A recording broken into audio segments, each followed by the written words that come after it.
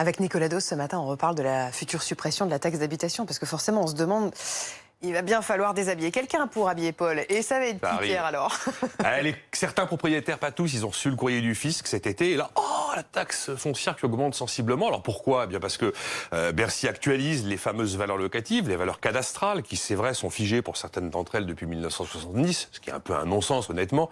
Donc elles sont réactualisées, ces valeurs cadastrales, et elles servent de base pour calculer les impôts locaux. C'est vrai que la réalité du marché de l'immobilier, la qualité des biens a considérablement changé. Puis il y a un autre phénomène qui explique la forte augmentation de 2019, c'est l'inflation. La taxe foncière suit la courbe des prix, est indexée sur l'inflation, comme on dit. Et là, bizarrement, on voit que c'est 2,2% l'inflation. Mais ils sont où les 2,2%? Là, c'est 1,1 en ce moment.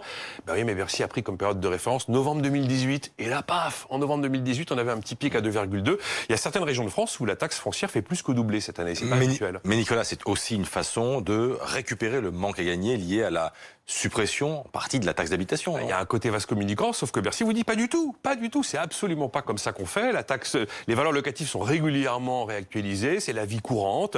Et nous, de toute façon, on a dit qu'on compensait euro pour euro aux collectivités ce que coûtait la suppression de la taxe d'habitation. Donc ce qui transite par la taxe foncière, c'est un autre canal, c'est pas notre sujet. Bref, ils démentent totalement. Du côté des propriétaires, quand on regarde son historique et la nouveauté 2019, on a du mal à y croire.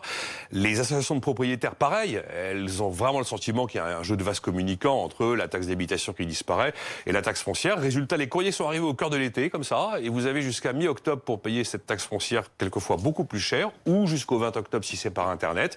Vous avez 2 mois aussi pour contester. Mais effectivement, il y a un véritable enjeu financier pour l'État, qui certes a promis de compenser euro pour euro, mais quand vous regardez la taxe d'habitation, sa totale suppression en 2023, ça coûte un point de PIB. Un point de PIB, c'est une petite paille à 23 milliards d'euros, et ça se trouve pas sous le sabot d'un cheval.